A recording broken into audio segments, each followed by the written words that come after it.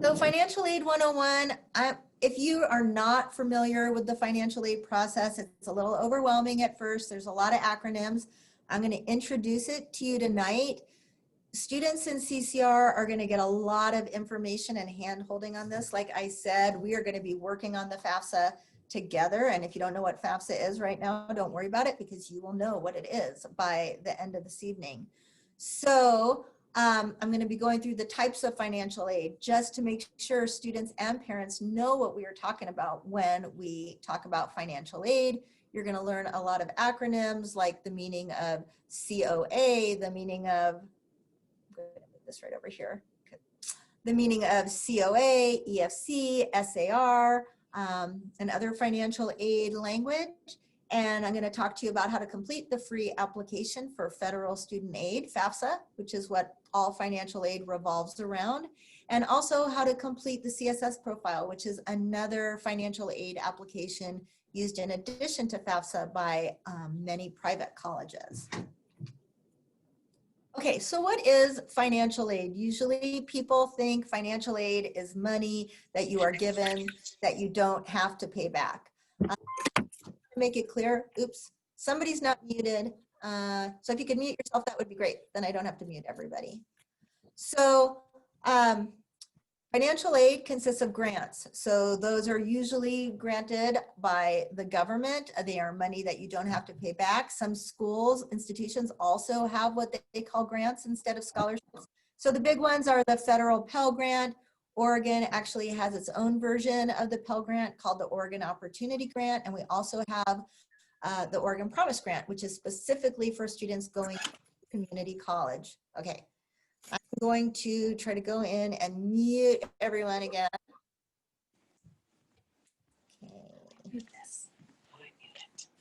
Okay. Okay. And this is hard to do when I'm sharing my screen. Okay, there it is. Okay. I am muting everybody. Okay. Okay, so scholarships. Most people are familiar with scholarships. Those are usually funds that come from colleges and then local, state, and national organizations that give scholarships.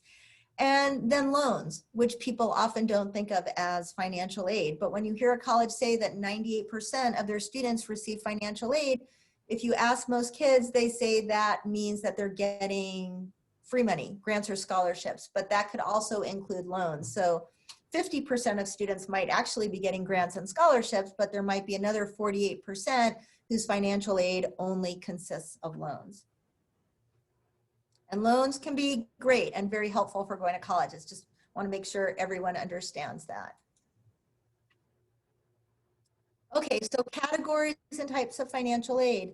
There's need-based aid. So that's aid that's based on a student's financial situation, which is primarily their family's financial situation and resources.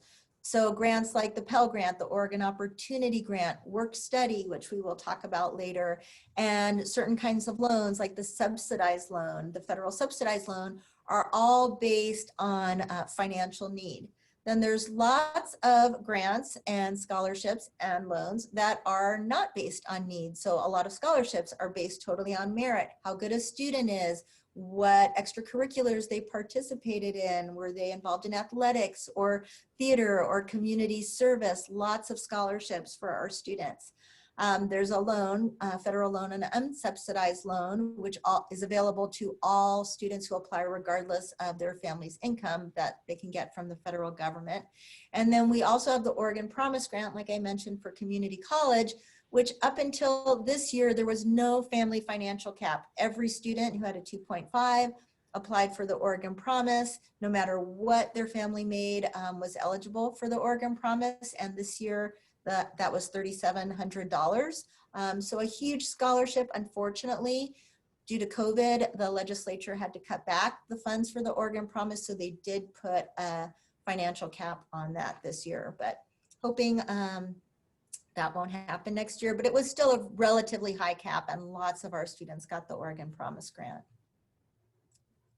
So cost of attendance, COA, that's a term you hear a lot when talking about financial aid.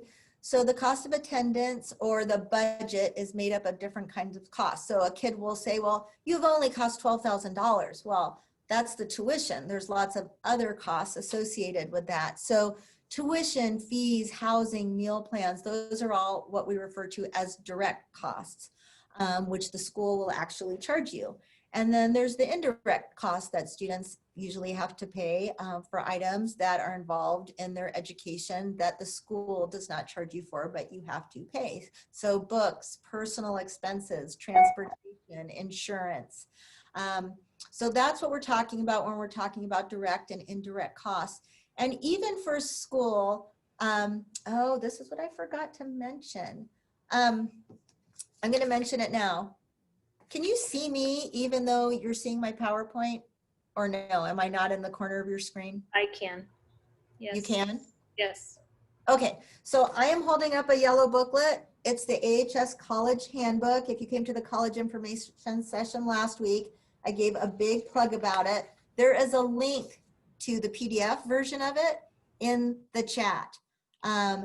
This has a ton of information. Most questions students and parents ask me is in here. There's a page 38 or 39, that has the cost of attendance at every single school in Oregon for last year. And it's super valuable because it starts to give you an idea of what these schools cost, from our community colleges up to our highest cost colleges like Reed and some of the other private universities. And one of the reasons I brought that up is because you'll see in here, they have a cost for transportation. They have a cost for housing. So that's an average cost. That doesn't mean your student's housing might cost that much, because your student might decide that they're willing to live with 4 other people in their room and they're not going to pick a single, or they don't need the most expensive meal plan. They want the most reduced meal plan. Same with transportation. SOU for a long time had to average in a transportation cost of $3,000 and something, because that was the average cost of transportation for students who come to SOU, because they have students who come from states all over the West, Alaska, and Hawaii. Obviously, students who live in the Rogue Valley are not going to incur $3,000 worth of transportation costs to get to SOU. So it's one of the ways I really encourage students and parents to do their research. Don't just look at the bottom line of cost of attendance. It could be less than you think. It could be more, but you need to do your research to kind of sort all that out. I'm going to try to pause a little in between each slide or certain times. So if you're thinking of a question, that's a great time to jump in. Again, like I just said, so these are estimates, and what you'll find in the college handbook are for last school year. So you can anticipate that everything's going to go up a little bit. And like I said, these will vary depending. Tuition can change based on the number of credits a student's taking. Indirect costs can also vary substantially. Some students like new books. Some students are fine with renting old books. Some students are fine with just downloading a book online, like from a library where they only have access for a certain amount of time. And again, cost of attendance, there's so much information out there for you. So if you haven't heard my spiel about this already, what college costs is not a big mystery. With the internet, you can find out, what the cost of tuition is, housing, meal plans, and you can even find out for you and your student potentially what a school will cost, because every school has on its website what's called a net price calculator. And this was put into place by the Obama administration, where a student can go to a website, or a parent, and the easiest way to find these net price calculators, say your student wants to go to Stanford. You Google Stanford net price calculator and a Google link will come up, or whatever search engine you use. You go there and they'll ask you a number of questions about your family's financial resources, your student's GPA. Some are more in depth than others, but they'll give you a sense of what it will cost you for your student to go to that school. So I really encourage families and students to use net price calculators to start doing the research, because what I talk about in the college information sessions is what a lot of our college search and guidance for students used to be about, was building a list of schools if they didn't know for sure where they wanted to go, that you might have your reach school, say Stanford, or maybe your reach school is OSU. and your backup school is a community college, or vice versa. But the reality is our students get into most of the schools they apply to. And what it ends up coming down to is the financial piece of the puzzle. And so I really encourage families to look at schools from a financial lens as well. So what's your financial reach school like? Okay, Reed is an amazing school. I would love to go there. It's $80,000 a year. Yes, potentially I could get a great scholarship where they would cover a huge amount of the cost, or it might end up costing $50,000 a year. OSU, U of O, without any merit aid or financial aid, are $27,000, $28,000 a year cost of attendance. Some families say, okay, fine. Other families are shocked. And it's like, you know what? That's going to be a little out of our price range. Maybe we should be looking at community colleges. You might be getting some financial aid once we do FAFSA and see what you're going to get, maybe a Pell Grant, maybe you're going to get a merit scholarship based on your GPA. But all of this is research you and your student can be doing now to get a sense of what these schools are going to cost. And that's why that last point, understand your financial resources. So obviously this is going to be different for every family. So there's no path that's going to be correct for every student. And we have this conversation usually when I go in the first class with students, is how many students have talked to their parents about what financial resources they have for college. And, you know, a few hands go up. Actually, each year I've been doing this, more hands go up every year, I think, because I make a big deal about it in the spring of junior year, usually at the college information sessions. But students really need to know going into this process, it's really important to have a sense of how much their parents, if anything, they can contribute to their college costs.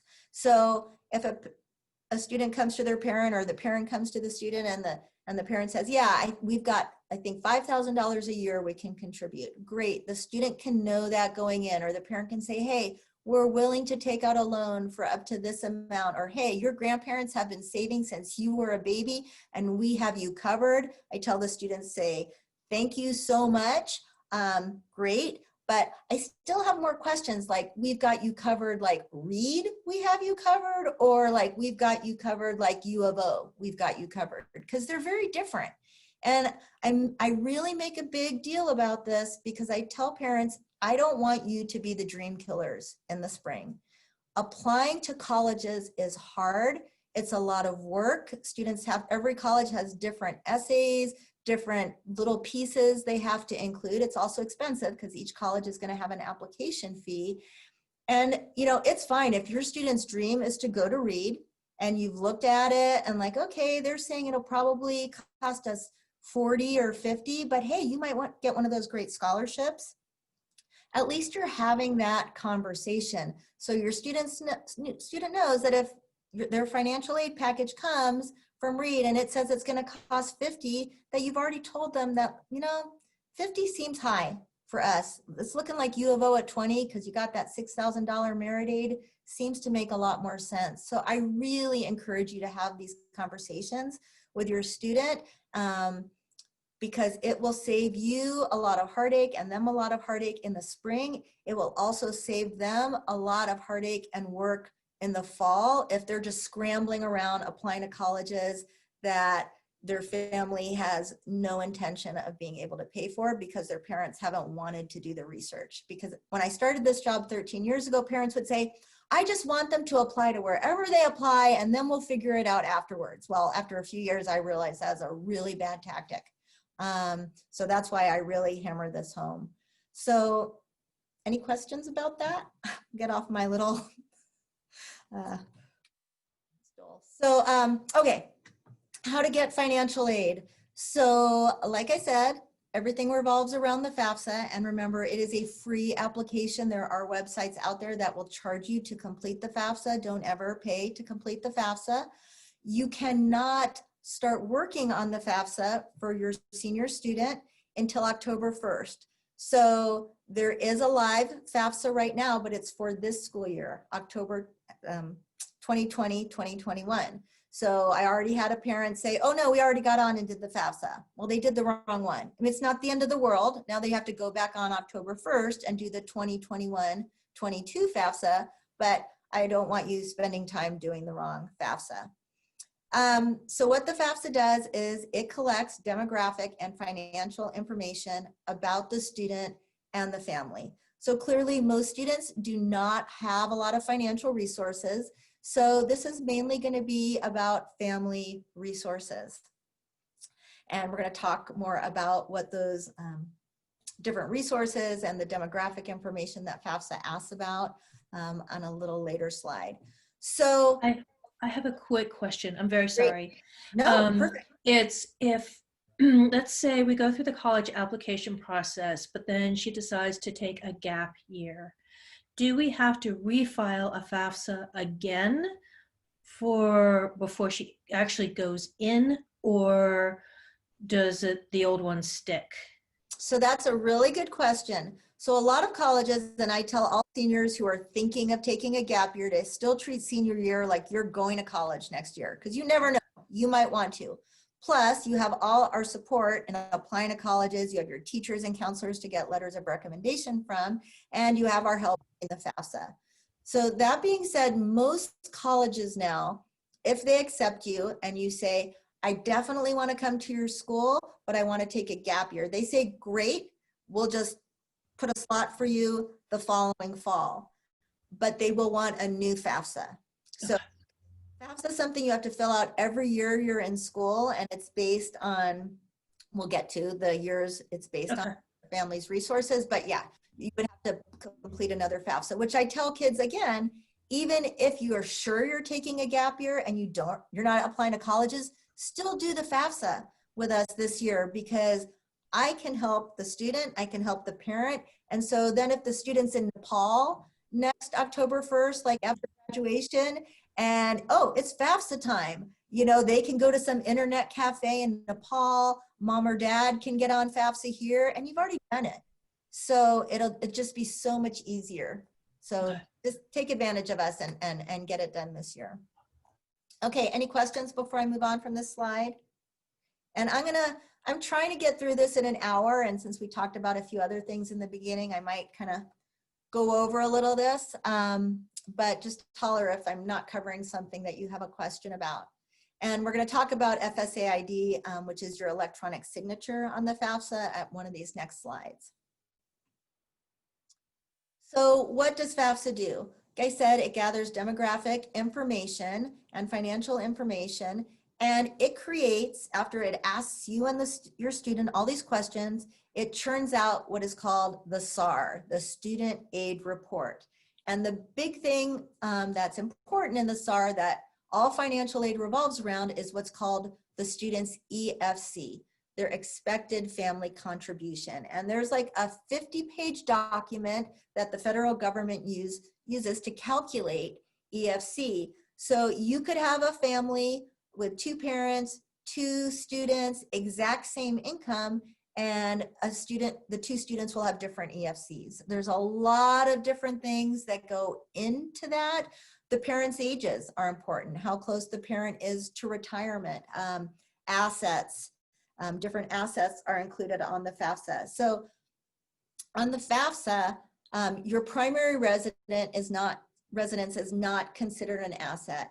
If you own a second home as a rental property, or this is your little nest egg for retirement, that is going to go on the FAFSA as an asset. Same thing with if you have any mutual funds, stocks, investments, those kind of things, all go on the FAFSA. 529s, if a parent has a 529 for their student, that also is a parent asset that goes on the FAFSA. So any questions? There's usually questions about this demographic piece, assets, and they kind of come up as we go along, but might as well stop here for a sec to see if that brought anything up. Nope, okay. Oh, I have a question. Okay. Sorry. What method are we supposed to use to value these assets? I mean, it's pretty fudgy, room for some fudge there. Yep. And so FAFSA will use, and I think it's on one of the next slides. So FAFSA uses what's called prior tax information, really stupid name. But so you will be filling out the 21-22 FAFSA, and so it will use your tax information from 2019. That part is easy. You will link with the IRS and they will upload your tax information from 2019. When you report your assets, like it will ask, what's in your savings and checking account? They're never going to check that. And they are expecting you on the day you fill out the FAFSA to put on there what is in your saving and checkings account. Other things like, you know, the value of your property. They have little question answer things in there to kind of help you sort that out. Is it the assessed value? Is it what you bought it for? Those are all details that I can help you find the answers to as we get into those working sessions for FAFSA. And I have parents call and ask me questions all the time. I usually have parents who come into the College and Career Center and we just sit at the computer and kind of work through all these things. But a lot of questions are going to come up for a lot of families on this. So I don't know if that specifically answered your questions, but when you can go through, and I think it's on one of the next slides, there's what's called the FAFSA Forecaster. And I put the link in the chat. It's FAFSA with the number 4 caster. And it's on the FAFSA site where they'll ask you a lot of these questions and you can get an idea. It'll give you an idea of what your family's EFC will be based on what you enter. So you can play with that. And we'll get into that as we get into some of the things which are on the next slide, like what happens if your parents are divorced? And so that's a big question for a lot of families in our community because, you know, as you have now another month until you fill out the FAFSA. So you can think about, like we tell people in the spring, you know, selling a house because you're getting ready for your last child to leave is not a great thing to do right before your kid's going to college, because suddenly you're going to have this huge asset of whatever money you've gotten from selling your primary residence. If you're living in it and not selling it, that is not an asset on the FAFSA. So does that make sense? Okay. So students always ask, well, do I need my parent to fill out the FAFSA? My parent's not going to support me in college. Until a student is 24, the government expects them to have parent information on the FAFSA, unless they can answer yes to a series of questions that the FAFSA will ask the student in their portion of the FAFSA. And there's a number of questions that would qualify a student to be able to file as an independent. So if that student has not been living with a parent and has been homeless, they can file as an independent.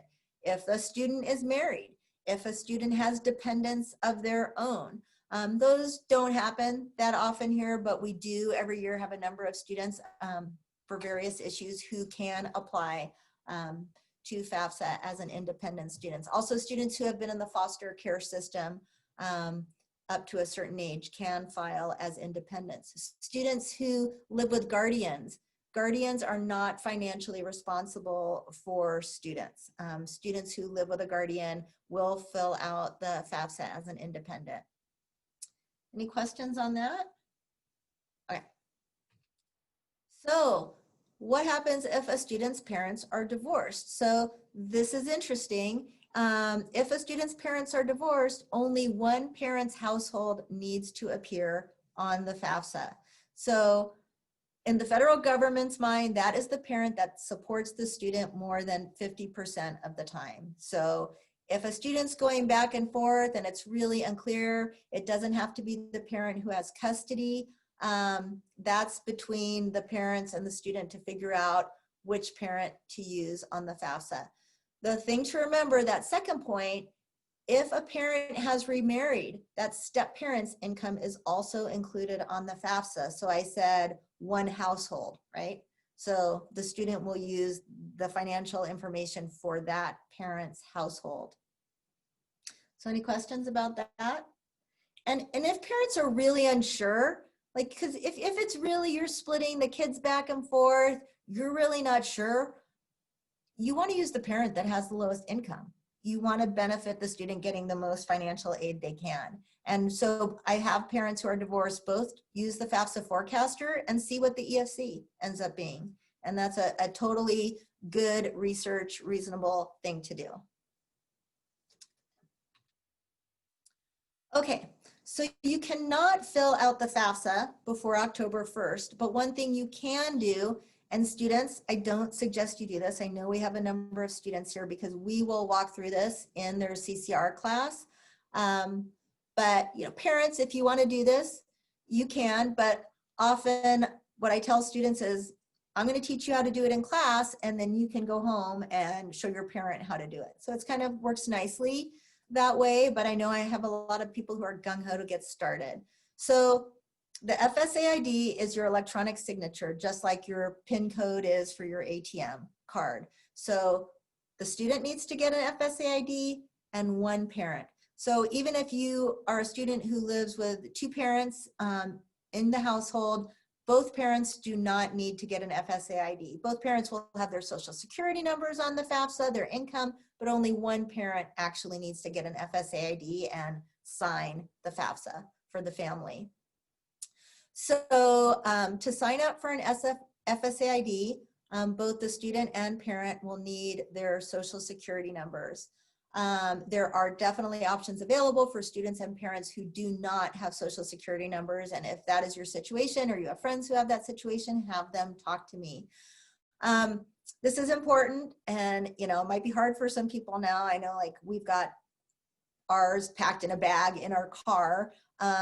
But before we do this in class, which will be, I think in about a week and a half, I'll tell students, make sure you know your social security number. Make sure you know how your name reads on your social security card. This is the #1 mistake parents and students make.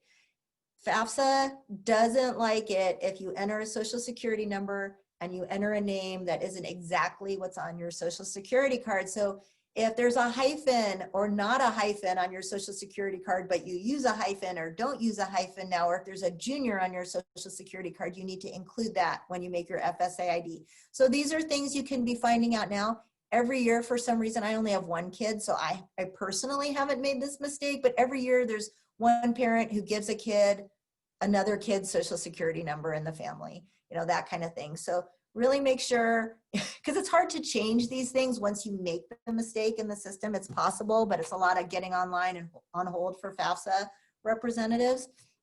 So I really try to get students and parents to do this right the first time. Another thing, and this is both for those gung-ho parents who like to do everything, and also I know I've got a lot of students who are really independent and will tell their parents, don't worry mom, don't worry dad, I'll take care of this all, I'll get you an FSA ID. Don't let your student do that, and parents, let your student get their own FSA ID. For one thing, the FSA ID, like I said, it's your electronic signature. If you decide to take out loans, you will take out those loans using that FSA ID. So there could be, you know, things that happen down the line. I heard a horror story from one of the financial aid advisors at SOU where a student thought they had no debt, that they hadn't taken out any loans, and came to find out that their parent had been taking out student loans for them the whole time using the student's FSA ID. And that's the student's debt. So I know that would never happen here, but it drives home the point of how important these FSA IDs are. And students, as you're adulting, you know, these are the things you might want to share your FSA ID with your parent at some point as you're working on the FAFSA or vice versa. But that's what they're for. So any questions about that? And if you want to go ahead and get an FSA ID, this is where you do it. You're going to use an email, and you're going to have to validate while you're in the process that email. So you want to do it when you are at a place where you can open your email and do that as well. And honestly, it takes a little bit of time. I've never seen a form that has so many security questions. There must be at least 5 or 8 of security questions that you have to make up and answer. So again, when to file the FAFSA.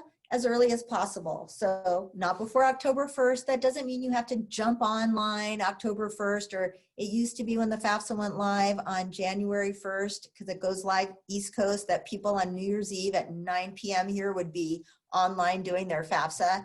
It's not that important. You just want to do it in the first few weeks.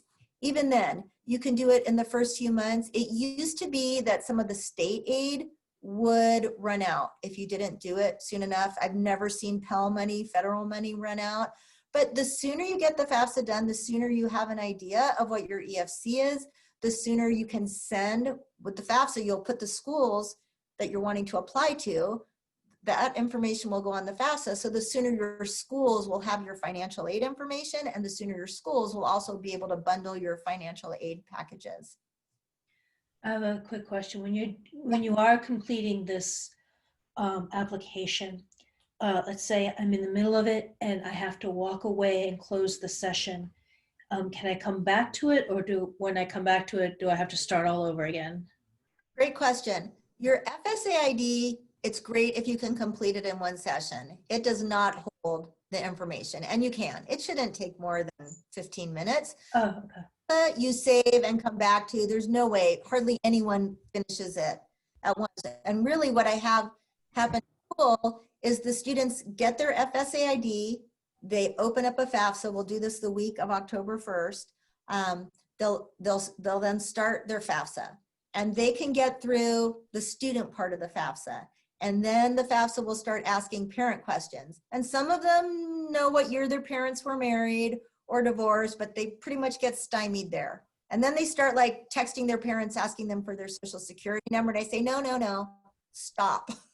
You want your parent to get on and do the parent part of the FAFSA, because you don't want, if you enter the wrong social security number, the wrong digit, it's a hassle.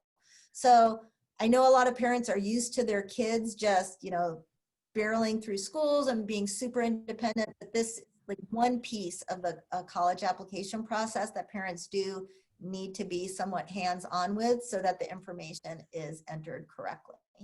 Okay, I'm sorry, and I'm just to be clear, because I'm not Crystal and I need, Okay. So getting the FAFSA ID should only take about 15 minutes. That's Yes. not an issue. Yeah, But- that's not an issue. But doing the FAFSA application, we can save the information and come back, correct? Absolutely. And Okay. even after you complete the FAFSA, you Okay. can go back in and make changes. Like Okay. students won't know all the schools potentially they want to apply to in October. And so a few weeks later, they might decide to apply to another school. So they log back into their FAFSA and they add another school. Or they finished it and their EFC just seems weird. So they go back in and check their student aid report and realize, oh, I put 2 extra zeros on that. I don't have $50,000 in my personal bank account. I have 500. And that's why my EFC is so high.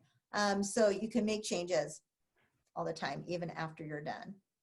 So like I said, the IRS data retrieval tool makes it really easy. The other reason for using the IRS data retrieval tool is you are much less likely to be selected for verification by the federal government or the schools.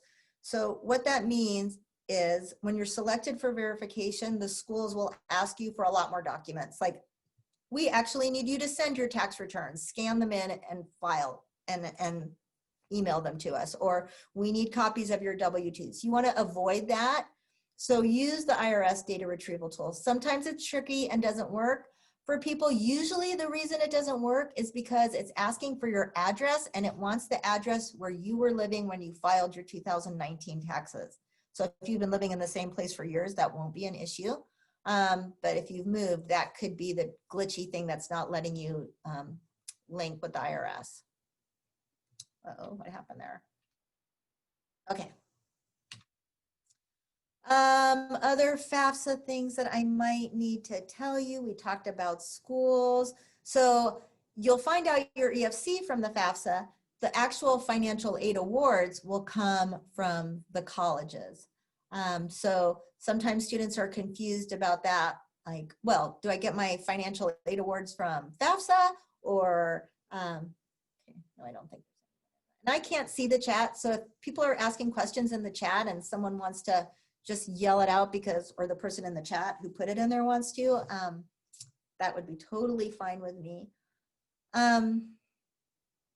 So one thing I do want to say, because your students will hear about it in class, is this last point about the selective service.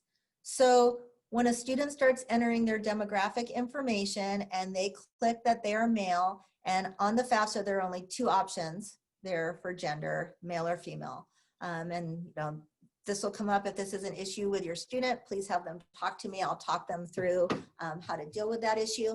But when a student clicks male, then it will say, the FAFSA will then put out a prompt that says, have you registered for the selective service?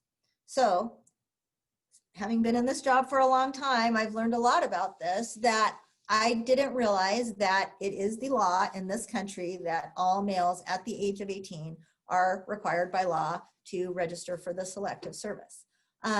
To get federal aid, to get a Pell Grant, to get a federal government job, a male has to have registered with the selective service sometime between the age of 18 and I think it's 26 or 27. So say your student doesn't go to school for the next number of years, and then at 30 they decide they want to go back to school and they do a FAFSA and they never registered for the selective service, they will be denied federal aid even though they qualify financially. So how I explain this to students is, we don't have a draft. They're not signing up for the draft, and I don't usually have to explain this to parents, but we have a lot of students here. And so if you go to the Selective Service website, they even say there are ways to become a conscientious objector if we end up having a draft and you don't want to serve. And so you really have to weigh the pros and cons. There has been a movement to also make females sign up for the Selective Service.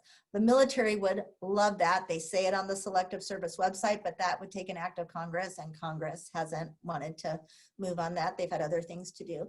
So any questions about that? So if a student has not signed up for the Selective Service, which most of our students haven't, if they're 18 and they say, yes, please sign me up. Great.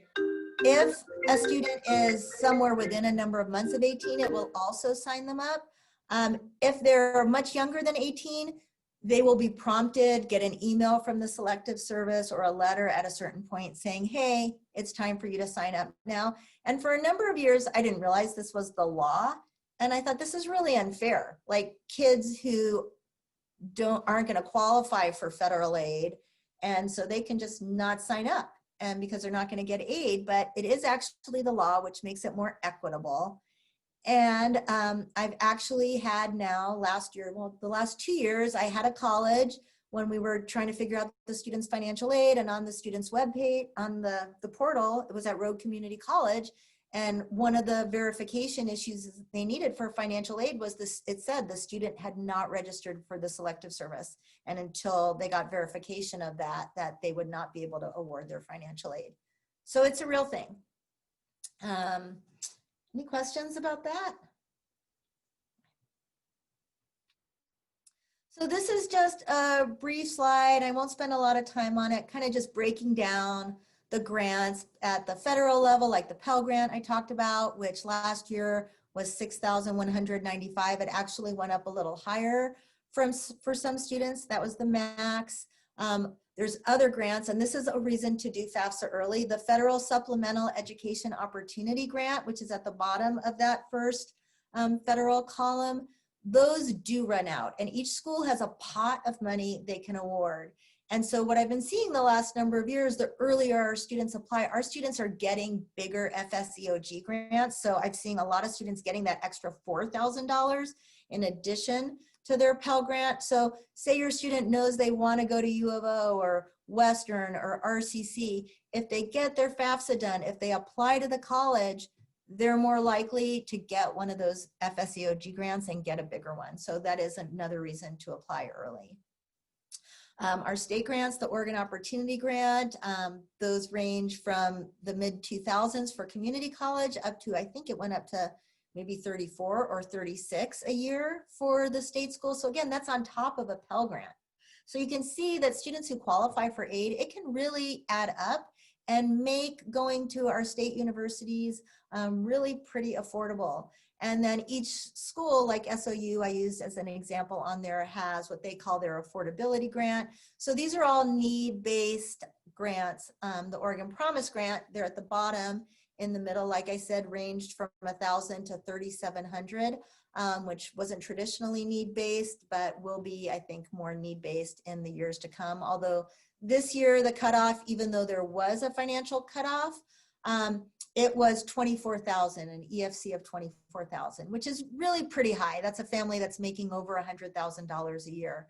So the EFC cutoff for the Pell Grant usually is in the 5,000 something range. I don't know exactly what it was last year. It's usually in the mid 5,000s.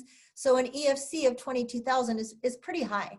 So, and they estimate for a family of 4, that's, you know, they're making over $100,000 a year. So those families, that student last year still got $3,700 to go towards their tuition at a community college, which is a chunk of money. And then work study on the FAFSA, it will ask the student, do you want to be eligible for work study? These are jobs you can get on campus that are paid with federal funds. So I always tell students, yes, click yes, I want to be eligible for work study. If they decide they don't want to take one of those jobs, they don't have to take them, but that work study money will be included in their financial aid package of $3,000 you can get through work study, but you still have to go find a job to make that money. And then loans, I'm not going to spend a bunch of time on this because we are definitely getting close to an hour. But I mentioned, so that federal student loans, freshmen are eligible up to $5,500 in student loans. Depending on the student's EFC, they could qualify for the $3,500 subsidized loan. And so there you'll see the difference is a subsidized loan does not accrue interest while the student is in school, while the unsubsidized loan does start to accrue interest as soon as the money is dispersed. So that's something to take into consideration. These, I'm told by financial aid experts that if your student is going to take out a loan, you can definitely look to see if there's something more competitive, but the federal loans usually are pretty competitive for students. And then as the student progresses through school, they will raise the amount of student loan money that the student can take each year. And in their CCR classes, they're going to talk a lot about personal finances and credit and interest. And so there's a, you know, there's a balance to find about loans and debt. Like a lot of students or parents will say, no, my student, and we are not going into any debt for them to go to college, which is totally great if a family can do that. But what I tell kids is parents go into debt all the time for important things, like to buy a house, to buy a car.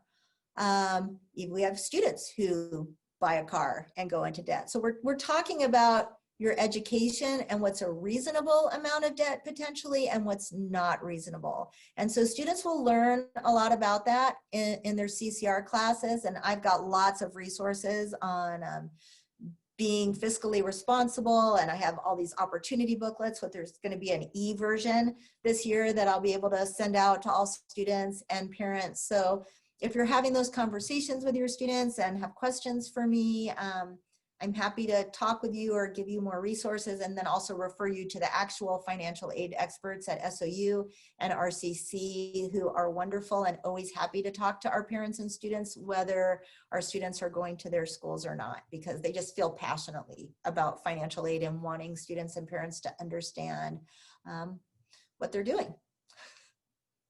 So the federal loan for parents is called the Parent Plus loan, or sometimes it's called the Parent Direct loan. So you might also see that in your student's financial aid package. So a lot of parents and students get confused by financial aid packages, and there's a section on that in the college handbook, because you'll see grants, scholarships, and loans all lumped in together, and at the bottom you'll just see financial aid. And so a lot of students will say, I got $26,500 in financial aid from U of O. I'm like, wow, that's awesome. That also happens to be exactly what it costs for the annual cost of attendance for next year. And when you look at it, they've gotten a Pell Grant. Awesome. They've gotten a merit aid. That's great. They gave them some other scholarship, and then often they will make up the rest of the cost of attendance with a student loan or a parent loan. And so you really need to be savvy to look for these when you get these financial aid packages.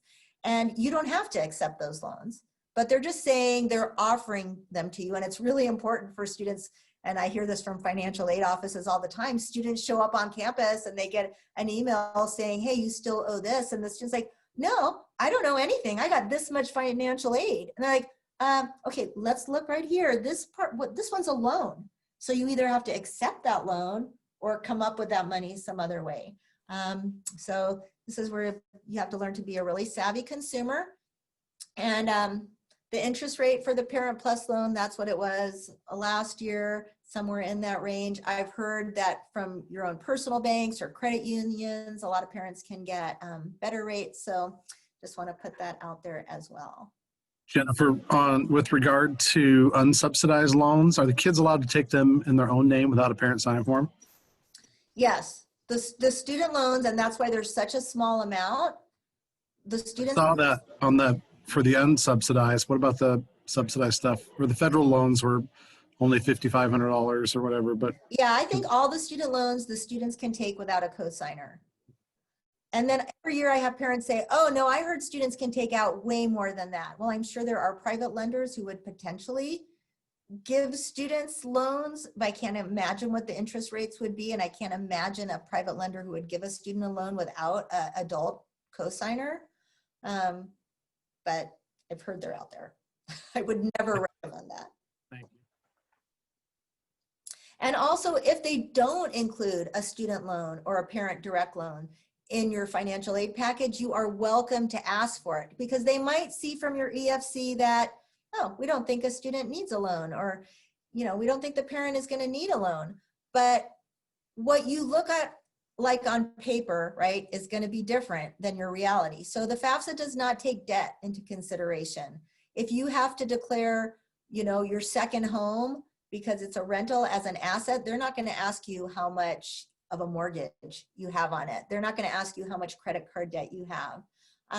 So it could look like you can pay a certain amount for college, but you can't, or you don't want to, and you want your student to have some skin in the game, and you want them to take out a loan and be, you know, responsible. I mean, I know some parents who actually have students take out a loan from them or pay for it in advance, have the student pay a certain part in advance, and then the parent pays them back once they've successfully completed the semester. So, you know, all kids, all families are different. So check in with me if you have questions or trying to figure all that out. I want to spend a minute on the CSS profile before I stop talking at you, and then can answer more of your questions. So the CSS profile, like I mentioned in the beginning, is another financial aid application used in addition to the FAFSA that a lot of private colleges use. It asks for a lot more information than the FAFSA. So if parents are divorced, it wants to know what the other parent has, and what the other parent's spouse has, and what your grandparents have. So on the FAFSA, if there's a grandparent with a 529 for a student, that money does not appear on the FAFSA. On the CSS profile, they just come right out and ask, is there anyone anywhere who has money that plans to contribute to your child's education? They also ask you about jewelry, and I mean, there's just so many questions on there. Also, it's not free. Nothing the College Board does is free unless you qualify for free and reduced lunch, if your student does, and then they can also complete the CSS profile for free. So there's a charge to just start working on the CSS profile, and there's a charge every time you send the CSS profile to a school. But I really like to put this out early, because I have a lot of kids and parents who think they're done, they've applied to the college, they've completed the FAFSA, and then they're like, oh, what's this CSS profile? Like, my school says I still need to complete the CSS profile. So you'll see on any school, so if your student is interested in Grinnell, you go to the Grinnell financial aid page and you'll see what financial aid forms they want. And then you'll know what you're gonna have to fill out. So any questions on that? I have a question. So if you're planning on filling out both forms, is it super important to like answer the same question with the exact same amount of money? I mean, I don't see why you wouldn't. I just want to know if I need to keep track of everything I said. Right, the school is going to see both. So, and the CSS profile is really interesting because different schools will interpret it different ways. And some with the FAFSA as well.